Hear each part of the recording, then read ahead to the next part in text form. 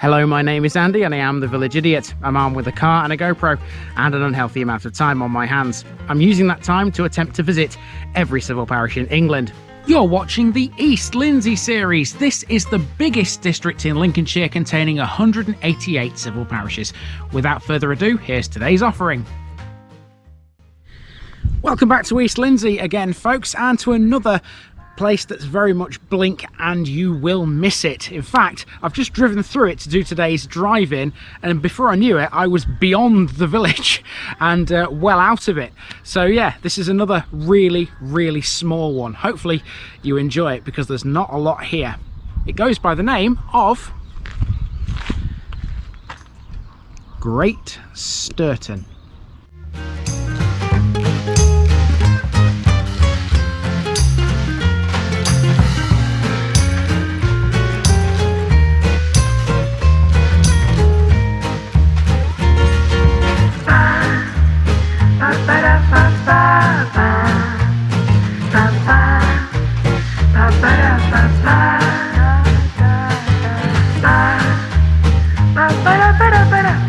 The East Lindsey series is sponsored by Gainsborough Cycles 01427 617 752. For all your cycling needs, this is your one-stop shop located at 20 Ropery Road, Gainsborough, or online at gainsboroughcycles.com. There's a link in the description. Gainsborough Cycles, ask for Trevor Halstead. Here's my disclaimer for people who may be watching me for the first time. I say things as I would in my native accent and dialect. As a result, I may not pronounce things in the same way as the locals do. Remember, I'm a visitor. It's impossible to know everything. Leave me a comment, spin me a like, and bash that subscribe button. Let's get to today's parish video.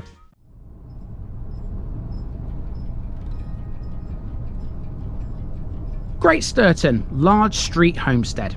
Welcome to another tiny East Lindsey village, one with not much of interest, but plenty of awesome views across the Lincolnshire countryside. That village would be Great Sturton, literally the large street homestead, but it's anything but large. Situated just north of the A158 between Wragby and Horncastle, Great Sturton is the typical Lincolnshire farming village we've come to know and love. Farming dominates the local economy out here, and to be honest, it's never known anything else. Consisting of a handful of houses, an old chapel and an 11th century church, Great Sturton is based around a crossroads and once had two other settlements within its boundaries, Sutton and Lowthorpe. Both have now been deserted. The manor, along with neighbouring Bournemouth, once belonged to Thomas Dighton, whose daughter and heiress was married to Edward Clinton, the second son of the first Earl of Lincoln. Their successors were the Dukes of Newcastle. Their estates remained in the family until they were sold to Thomas Livesey of Blackburn, Lancashire. Bournemouth contains the ruins of Sturton Hall, where they once lived. So it's a short episode, this one, but big or small, I'll cover them all. Let's see what Great Sturton can tell us about life on the edge of the Lincolnshire Wolds.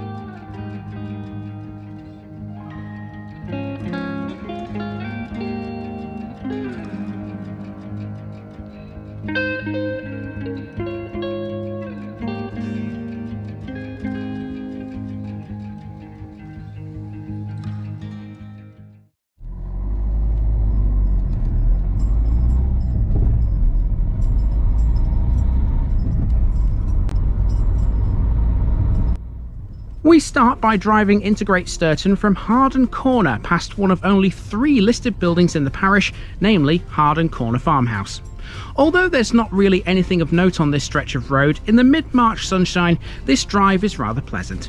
On both sides of the road are the lush green fields, which the residents of Great Sturton, Hatton and the other surrounding hamlets all strive to protect from industrialisation. The high-grade arable farmland plays a vital role in the UK's economy because of the crops produced upon it. And speaking of the residents, very few people live out here. You could say this is deepest, darkest Lincolnshire. Well, that's half right. It's definitely deepest Lincolnshire, but certainly not darkest. In fact, if you ever find yourself in these parts, the chances are you might not want to leave again. Let's walk. Let me tell you folks, it ain't half a challenge trying to find a parking space in some of these really small villages. This is where I've chosen to park here in Great Sturton, just on the side of a very narrow road with a grass verge. There ain't much room there. It's like I said before in some of the West Lindsey episodes, you have to make sure that if you're parking in these places that you leave enough room for a tractor to come through, and I think there I've just about managed it. There probably will be a tractor at some point today coming down this road, just hopefully it's not while my car's parked there. And the reason for that is because our start point is Manor Farm. There we go, there's the farm right there. So yeah, I imagine there'll be tractors coming in and out of that all day long today. Nice sunny day, so they'll be working the fields. Okay, let's head into the village. And like I said in the intro, this is not the biggest of villages at all. This will take me no more than about 10 minutes. It's about the same size as what Hatton was last week. Let's walk and see what there is. We start at the manor house and its associated farm, Manor Farm. As industry goes, Great Sturton has never known anything but farming. It is, without a doubt, the biggest employer in these parts and has been for centuries. Manor Farm's current buildings originated in the 19th century, and they consist of the L-shaped plan that we're used to, with the farmhouse detached from the main working complex. The road we're on is Buttergate Hill. It is an actual hill, and Great Sturton sits on a flat plain atop it. Houses are few. That one there is Sturton House, which overlooks the village centre. Great Sturton is dominated by a collection of modern farm buildings at its central crossroads. Although a tiny settlement, the village still has a defib machine on one of the walls. This lane leads north towards Sotby. If you were to go up there, you'd pass the site of a deserted medieval village, Lowthorpe, which has some pretty well-pronounced earthworks. This is the view looking west, and you can see how narrow the road is. Farm vehicles are its main user, and that's why signage exists to warn people not to block the road. Farm machinery is, after all, quite large. Also in the centre of the place is a small church dedicated to All Saints. This is the second of the 3 Grade II listed buildings, and it dates from the 11th century originally. It was restored in 1904 by T.J. Micklethwaite at a cost of about £650. The building consists of a nave, a south porch and a low wooden turret with 5 small pinnacles and 1 bell. It used to have a north aisle and a tower, but these were taken down and the materials were used to build the low stone walls that surround the churchyard. There were 3 other bells at one time too, but they were sold in around 1810. Here's the churchyard, again modest just like the church itself. Great Sturton has no vicarage or rectory. This place has always been associated with the slightly larger village of Wragby, and the rectory there was always shared with Great Sturton. Wragby Parish also has the ruins of the first Sturton or Stourton Hall within its boundaries. That was deserted in 1810 when the Livesey family bought the manor and built a new hall in Sturton Park. There'll be more on that in the Wragby episode. Let's check out this little lane now beside the church and see what's here. Great Sturton, even though it's a nice little cluster, it's quite exposed with the fields around it, so there is quite a bit of a stiff breeze blowing across the village at the moment, so hopefully you can hear what I'm saying.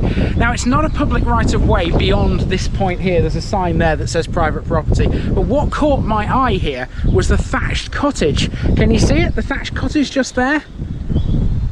Not going to go any closer to it. You don't see very many of those in Lincolnshire, but there's one right here in Great Sturton. So let's turn around and go back beyond the church and turn left, and we're heading out of civilization now, that way, and we'll see what else this village has got. I'll tell you now, it's not much, because between here and the end of the village, you'll be lucky if there's anything more than about 10 houses.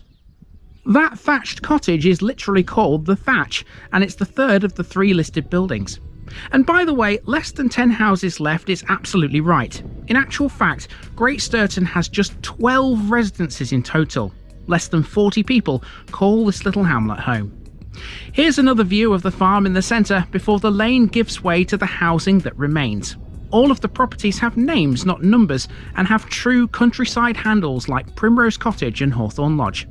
Letterbox House is likely a reference to an old post office, or so you'd have thought.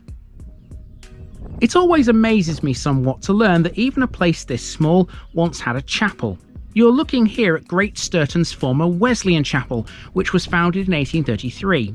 Now converted into one of the 12 residences in the place, it's a reminder of just how prevalent the Methodism movement was, especially in rural areas. Beyond the chapel, civilization starts to become less and less important as the lane begins to run off into the countryside. And what countryside! Great Sturton benefits from being on a shallow hill, as we've already learned, and it's a good view up here. Well, let me tell you folks, Great Sturton might not have a lot in terms of landmarks, but what it does have is a great view. Check this out. This is at a gate at the very far end of the village, and you can see for miles here. You can even see Lincoln Cathedral on the horizon. It looks like a speck, but you can tell it is the cathedral. Stands out like a sore thumb. Isn't Lincolnshire beautiful? I'll say. To finish with, we drive away from Great Sturton via Buttergate Hill, and it's a gentle slope down towards the B1225, the main road between Horncastle and Caister. As you approach the end of this lane, the view into the Lincolnshire wolds ahead becomes better and better and better. Although Great Sturton isn't on the wolds, it's just on the fringe in fact, the scenery is just as good. Many people consider the B1225 to be one of the most scenic routes in Lincolnshire, and luckily for us, the next two villages to cover are off this very road, so the views are going to be fabulous. I'll see you in the next one.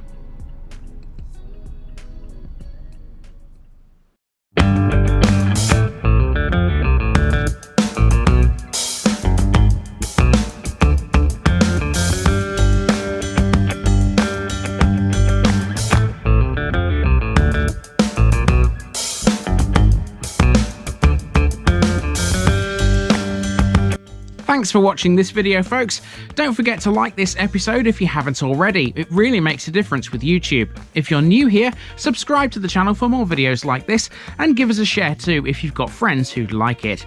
You can find all the links to my social media accounts below, as well as my Buy Me a Coffee page where you can donate to the channel. Also, if you've enjoyed this episode, have a look at some more videos in this series. Until next time, I've been Andy, also known as the Village Idiot, and I'm out.